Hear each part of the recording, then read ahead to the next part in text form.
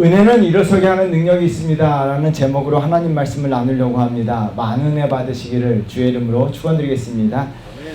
김소월의 시 산유화입니다. 산에는 꽃이 피네, 꽃이 피네. 갈봄 여름 없이 꽃이 피네.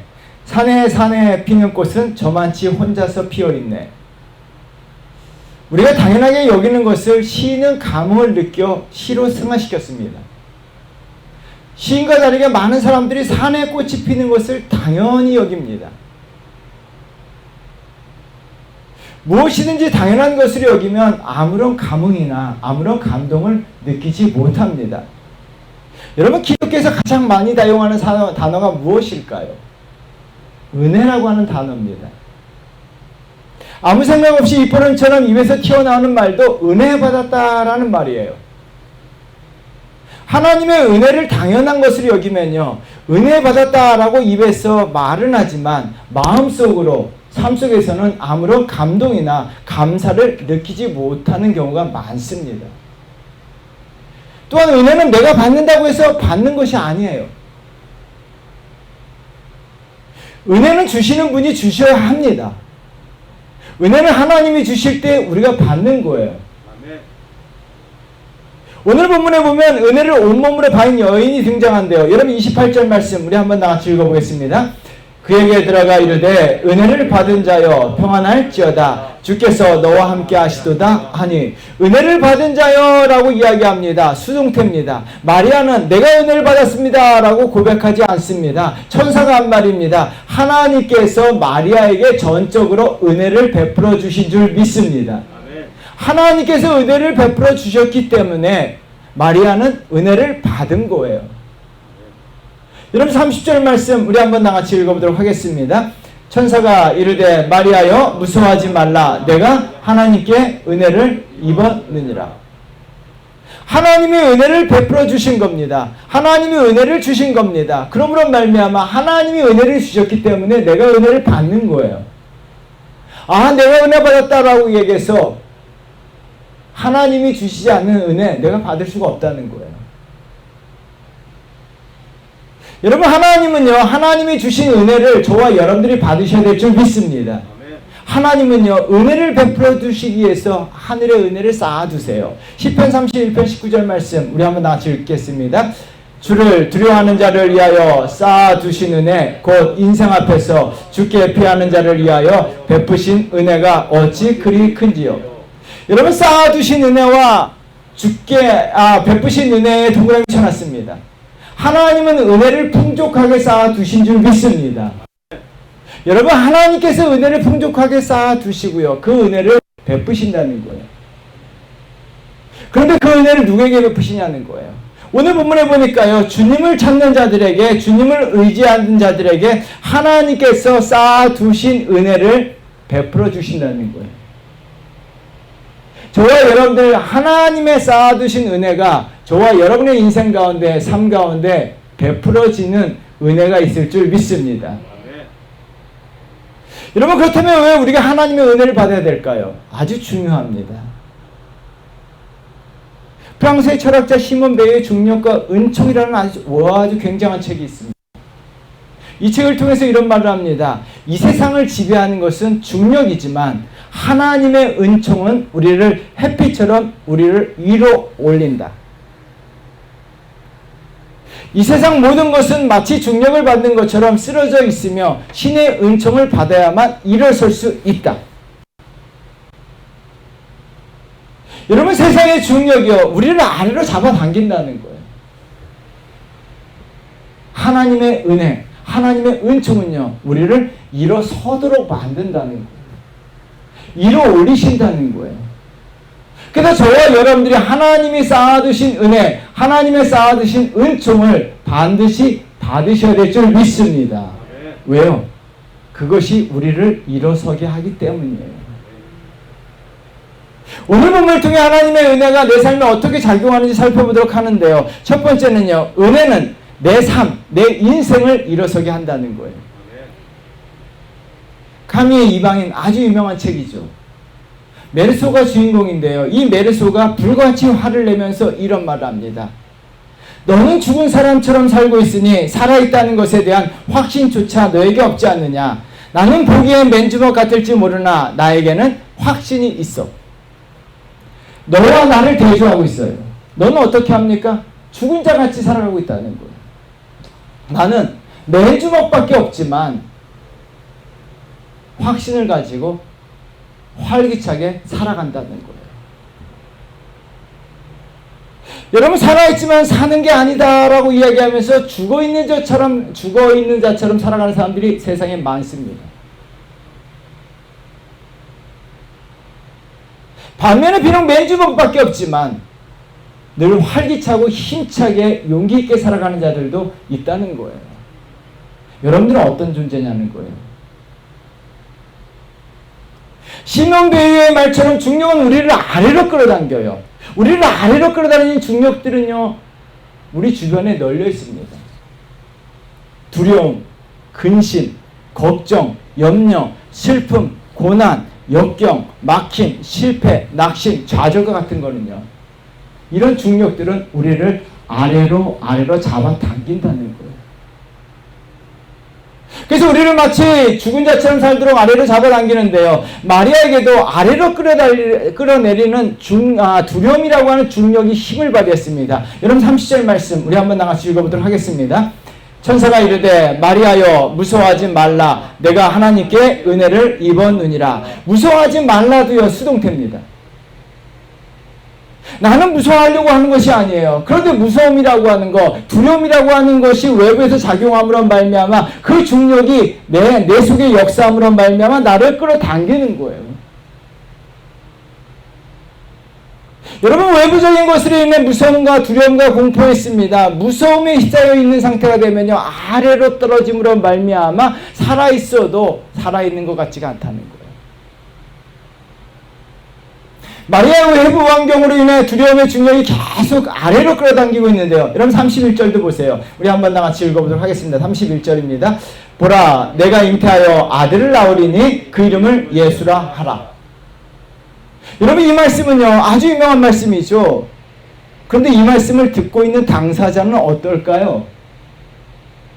마리아는 아직 결혼하지 않은 여성입니다. 결혼하지 않는 자에게 내가 잉태하여 아들을 낳는다라고 이야기합니다. 여러분, 고대 근동이나 지금도 마찬가지예요. 근동에서 처녀가 임신하여 아들을 낳는 것은 사회적에서 매장당합니다.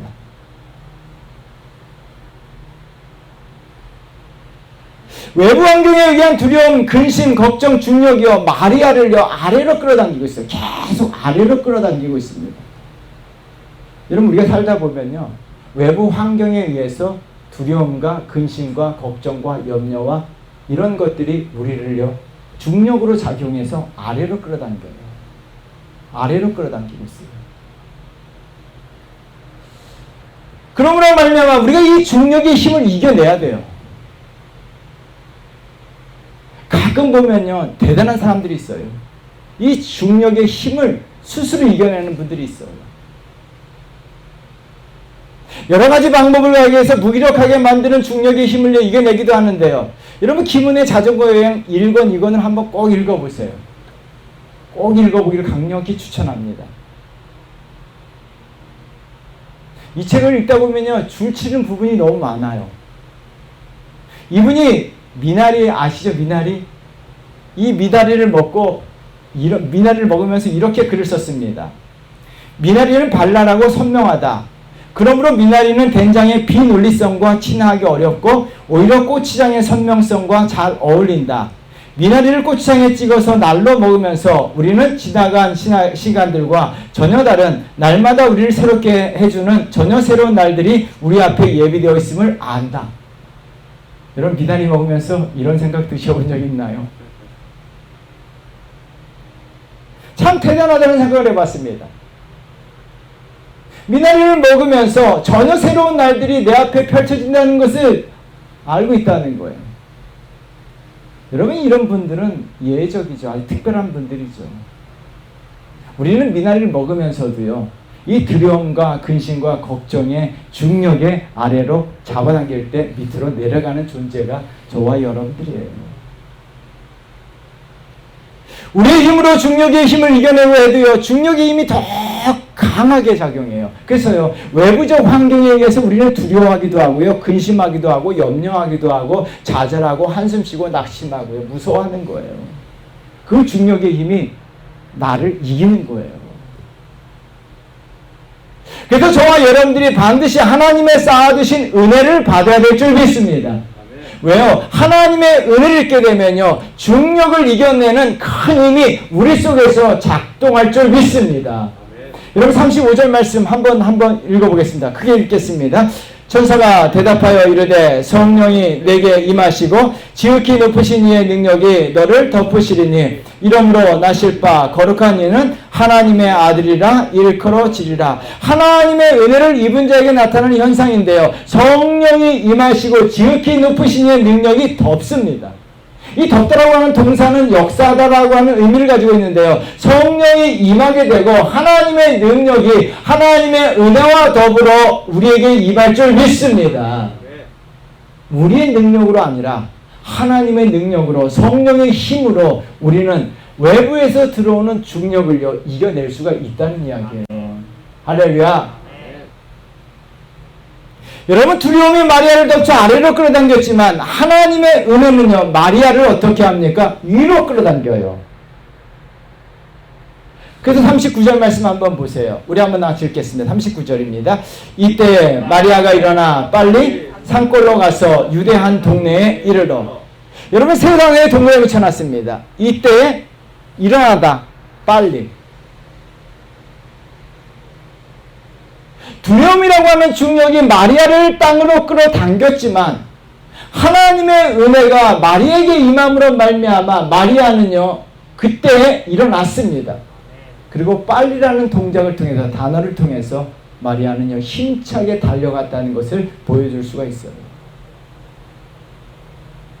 여러분, 중력은요, 우리 삶에 계속적으로 작용합니다. 그러나 하나님의 은혜가 우리 삶 가운데 역사하게 되면 우리는 그 중력을 이길 수 있는 힘이 하나님의 능력을 통해서 그 힘으로 이겨낼 수 있을 줄 믿습니다. 고은 선생의 순간의 꽃이라고 하면 책에 보면요, 아주 짧은 시대로 이루어진 책인데요, 이 책에 이런 말이 있습니다. 여러분 한번 읽어봐요. 같이 한번 읽어보겠습니다. 다 같이 읽겠습니다. 급한 물에 떠내려 가다가 닿은 곳에서 싹 틔우는 땅버들 씨앗. 여러분, 급류가 휩쓸리는 거예요. 땅버들 씨앗이 아주 작습니다. 이 급류에 의해서 땅버들 씨앗은 막 쓸려 내려갔지만, 거기서 모든 것을 다 잃어버렸지만 땅버들 씨앗은요, 멈추는 그 자리에서 새롭게 싹을 틔운다는 거예요.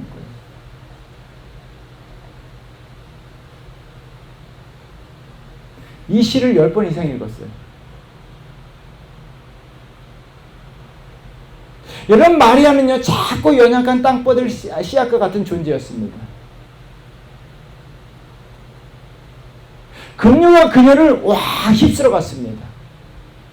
그러나 하나님의 은혜를 입은 자들은요, 비록 급류에 휩쓸려 갈지언정 그곳에서 다시 시작합니다. 그곳에서 싹을 틔웁니다. 여러분, 다니엘도 마찬가지입니다. 삶 전체가 땅버들 씨앗처럼 급류에 휩쓸려 갔어요. 왜요? 어느 순간 바벨론이라고 하는 거대한 국가가 남쪽 유다를 싹 쓸어갔습니다. 다니엘도요, 온몸이 묶여서 바벨론에 휩쓸려 갔습니다. 그런데 다니엘은요, 그곳에서 좌절하고 낭망하고 땅 아래로 꺼졌던 것이 아니라 그곳에서 싹을 틔운 사람이 다니엘이에요. 여러분, 성경 한번 읽어볼까요? 왜 다니엘은요, 그곳에서 바로 시작했을까요? 하나님의 은혜를 받았기 때문인데요. 다니엘서 10장 19절 말씀 굉장히 중요합니다. 우리 한번 같이 읽어보도록 하겠습니다. 이르되 큰 은총을 받은 사람이여, 두려워하지 말라, 평안하라, 강건하라, 강건하라. 그가 이같이 내게 말하매 내가 곧 힘이 나서 이르되 내 주께서 나를 강건하게 하셨사오니 말씀하옵소서. 여러분, 다니엘은 큰 은총을 받은 사람이었습니다. 하나님의 큰 은총을 받음으로 말미암아 다니엘은요, 중력이 다니엘을 끌어내렸습니다. 그럼에도 불구하고 다니엘은요, 하나님의 은총을 받은 다니엘은요, 그 중력을 이겨내는 힘이 있었습니다. 그곳에서 시작했습니다. 그래서 다니엘은요, 그곳에서 바벨론으로 끌려간 자리에서 인생이 망쳐진 것이 아니라 그곳에서도 성공한 줄 믿습니다. 왜요? 중력을 이기는 힘이 하나님에 의해서 그에게 부어졌기 때문이에요. 사랑하는 성도 여러분, 저와 여러분의 인생을 살다 보면 때로는요, 급류가 나를 휩쓸어 갈 때가 있습니다. 그럼에도 불구하고 하나님의 은혜를 입은 자들은 어떻게 합니까? 급류에 휩쓸려 갈지언정 그곳에서 다시 시작하고 다시 일어섭니다. 왜요? 하나님의 은총은 우리를 일어서게 하기 때문이에요. 이 역사 일어나기를 주의 이름으로 축원드리겠습니다. 아브라함도요, 모세도요, 여러분 성경을 다 읽어보세요. 다윗도 마찬가지입니다. 이들의 인생에 급류가 찾아와서 그들을 싹 쓸어갔지만 그들은 그곳에서 다시 시작했어요. 하나님의 은혜를 입음으로 말미암아 힘이 났습니다. 하나님의 능력이 그들에게 임했습니다. 사랑하는 성도 여러분, 저와 여러분들 땅 뻗을 씨앗과 같은 존재가 되어야 될 줄 믿습니다. 이분들은요, 그래서 은혜를 받는 것이 얼마나 큰 힘이 나는 것을 알고 있어요. 그래서 어떻게 합니까? 항상 하나님의 은혜를 갈망했어요. 여러분, 찬송가 441장에 보면요, 은혜 구한 내게 은혜의 주님, 은사 구한 내게 은사의 주님이라고 이야기했습니다. 찬송가 490장에 보면요, 주여 지난밤 내 꿈에 배웠으니 그 꿈 이루어 주옵소서. 밤과 아침의 계시로 보여주사 항상 은혜를 주옵소서. 저와 여러분들이 하나님에게 은혜를 간구한다면 하나님은 저와 여러분들에게 큰 은혜를 부어주실 줄 믿습니다. 여러분 기억하십시오. 하나님은요, 은혜를 많이 쌓아두시고 계세요. 쌓아두신 은혜를요, 은혜 베풀 자들에게 그 은혜를 부어주신다는 거예요. 은혜를 구한 자들에게, 큰 은총을 구한 자들에게 그 은총을 부어주실 줄 믿습니다. 그래서요, 저와 여러분의 삶 가운데 하나님의 은혜와 은총이 임함으로 말미암아 우리의 삶이요, 땅 뻗을 씨앗처럼 작고 연약하고 볼품없다 할지라도요, 하나님의 은혜가 임하게 되면 다니엘이 힘이 얻은 것처럼, 마리아에게 하나님의 능력이 임한 것처럼 우리 삶에도요, 하나님의 능력과 힘이 임함으로 말미암아 우리는 그곳에서 다시 시작하고 우리는 위로 올라가는 역사가 일어날 줄 믿습니다. 이 축복 역사 일어나기를 주의 이름으로 축원드립니다. 두 번째는요, 은혜는 내 믿음을 일어서게 합니다. 여러분, 수학하면 떠오르는 인물이 딱 한 사람 있죠. 누굴까요? 누가 떠올라요? 수학하면 피타고라스. 에? 누가 떠올라? 피타고라스가 아닌가요? 피타고라스는요, 만물은 숫자다라고 정의한 사람이에요. 그리고 모든 수는 유리수라고 이야기합니다. 여러분, 유리수에 대해 수학 시간이 아니기 때문에 설명할 필요가 없어요. 그냥 유리수라고 이야기해요. 유리수는 증명된 숫자예요. 딱딱 떨어지는 숫자입니다. 1, 2, 3, 4 같은 게 유리수입니다. 그런데 그의 제자가 피타고라스의 정리를 이용해서 루트 2, 루트를 발견합니다. 루트 2는 무리수예요. 그래서 히파수스는요, 그것을 세상에 알려야 되겠다라고 마음을 가졌지만 피타고라스와 그의 제자들, 그의 아빠들은요, 너 알리면 안 된다. 협박합니다. 그럼에도 루트 2가 있음을, 루트 2를 증명했기 때문에, 무리수가 있다는 것을 보여줬기 때문에 이것을 세상에 알리려. 그래서 그 사람은요, 피타고라스에 의해서 강물에 떠밀려 죽음을 당하게 돼요.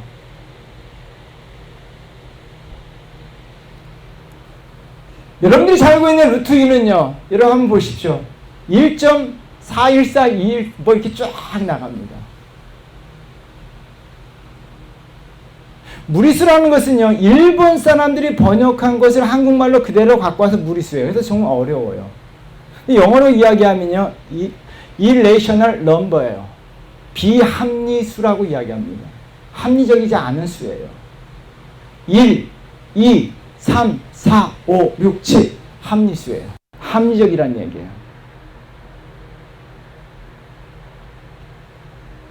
모든 것은 합리수인데 여러분 숫자에도 모든 것은 수학은요 과학이라고 이야기하고 이성이라고 이야기하고 합리적이라고 이야기하지만 수학에조차도 비합리수가 있다는 거예요. 루트위가 있다는 거예요. 근데 피타고라스는요 그것을 인정하지 않아요. 수학에서 비합리수를 인정하지 않아요. 여러분 세상에요 피타고라스의 후손들이 너무나 많아요. 이성으로 합리적이지 않는 것을 믿지 못해요.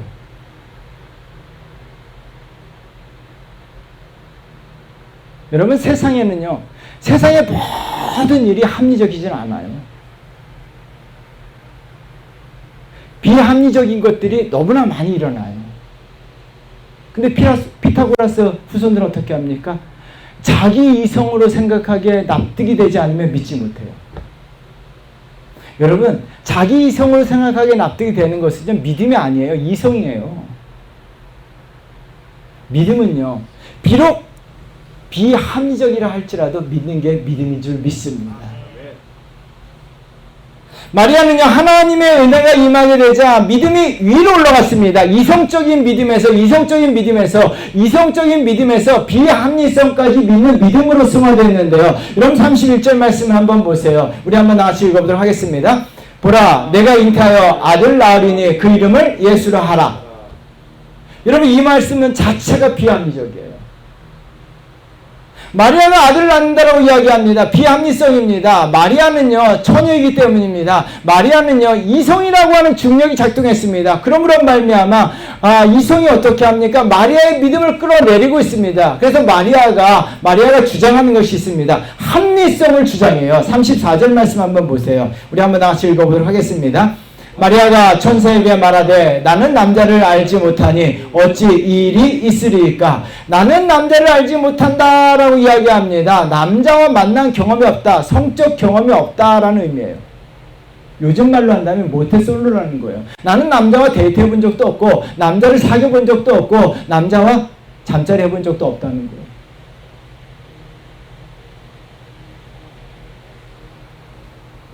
여러분 이성의 중력이 작용한 거예요. 그래서 어떻게 합니까? 믿음을 끌어내리는 거예요.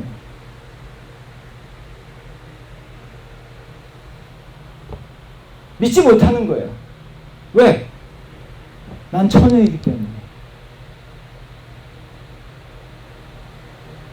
그런데 하나님의 은혜가 마리아에게 임하게 됩니다. 하나님의 은혜가 임하게 되자 이성의 중력이 마리아의 믿음을 땅으로 끌어내렸는데요. 하나님의 은혜가 임하게 되자 마리아는요 믿음이 위로 쫙 올라가요.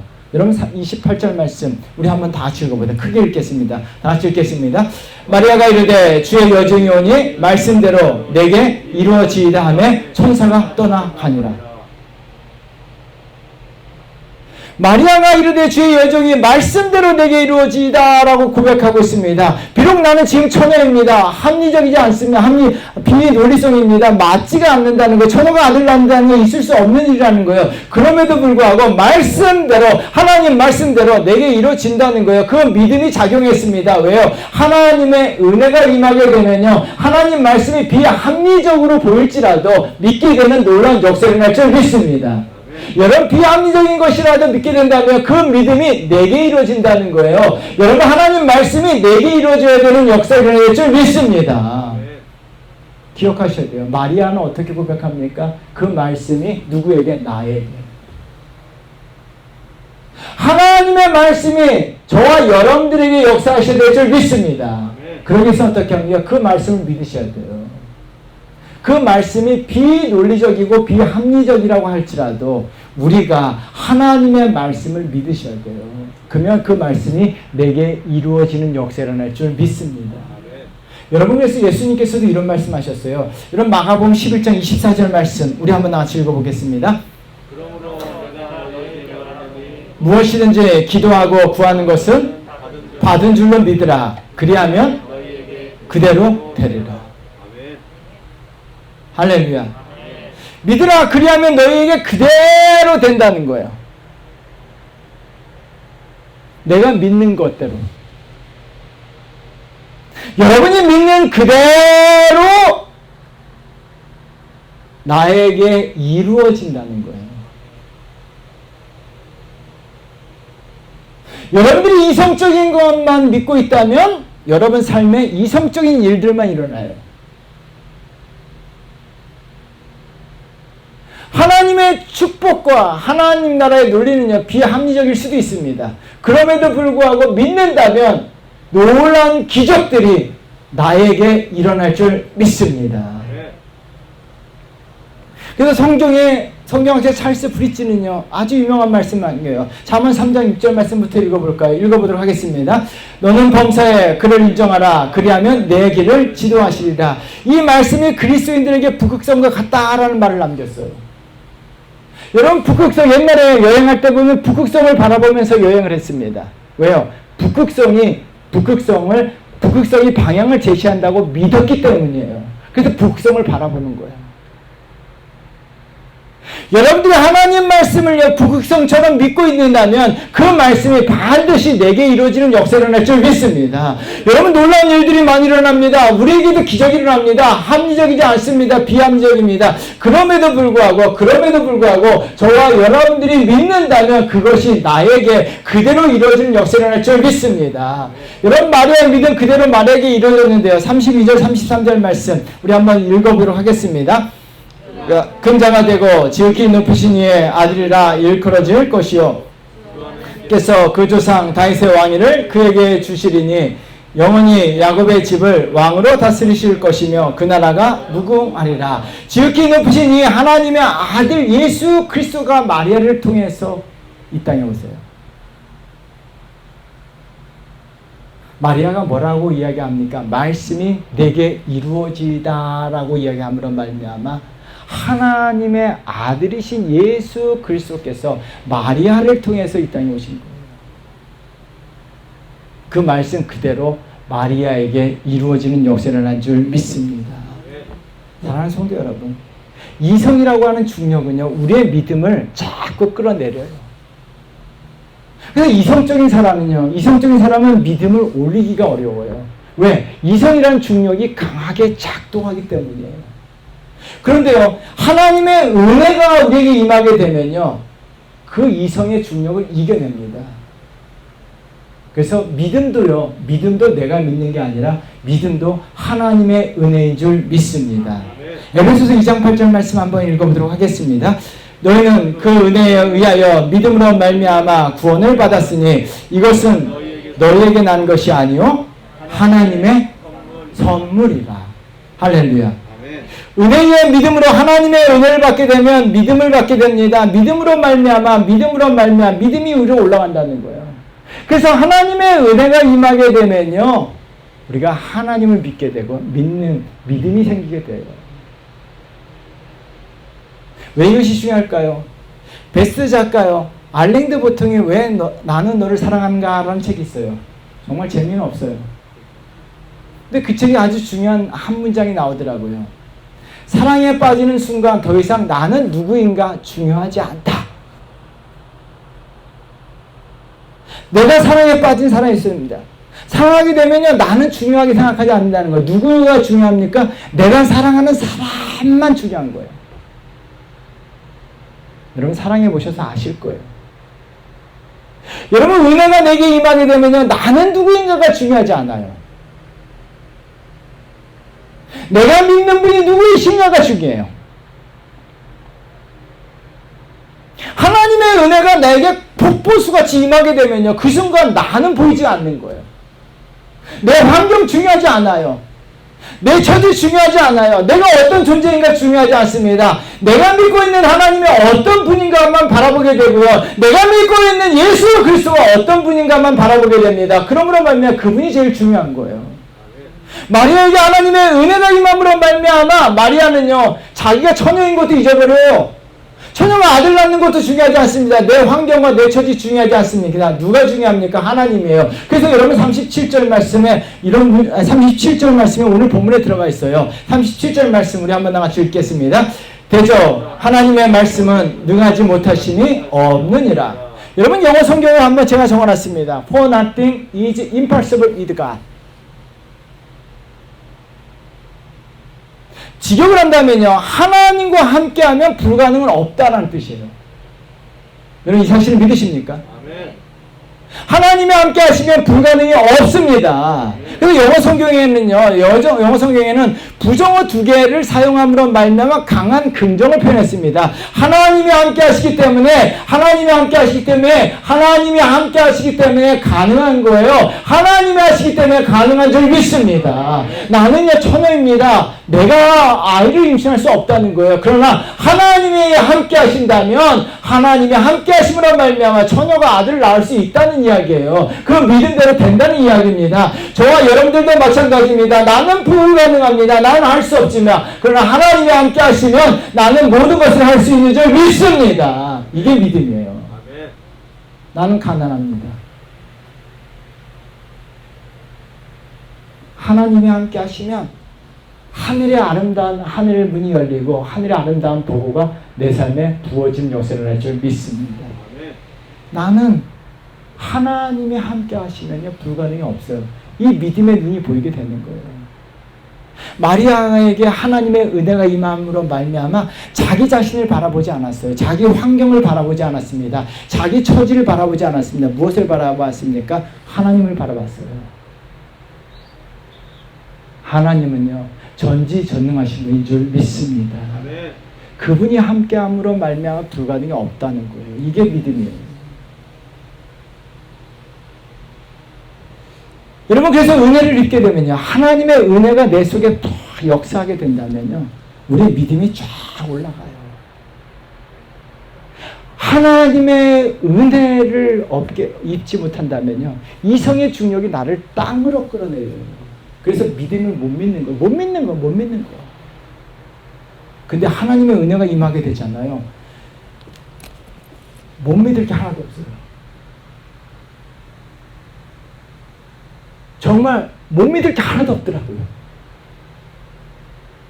성경 말씀이 다 믿어지게 돼요. 할렐루야. 할렐루야. 왜요? 비합리적이에요. 오병이의 기적 과학적으로 설명할 수 없어요. 예수님이 바다 위를 걸으신 거 과학적으로 설명할 수 없어요.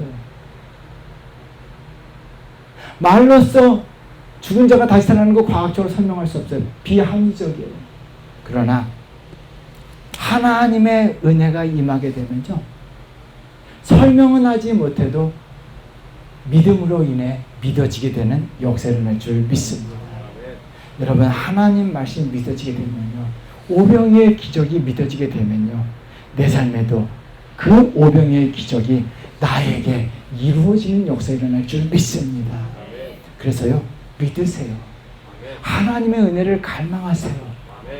그러면 나에게 믿음이 올라가요. 그리고 그 믿는 그대로 내게 이루어지는 역사가 일어날 줄 믿습니다.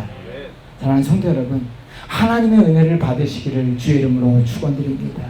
하나님은요 은혜를 많이 쌓아두셨어요. 그 쌓아두신 은혜를요 막 다른 사람들은 다 받는데 내가 받지 못한다면 얼마나 안타까워요. 시편 31편에서 말씀하신 그 쌓아두신 은혜가 내 삶에 받아지는 역사를 낼 줄 믿습니다. 하나님은요 은혜 베풀 자에게 은혜를 베푸세요.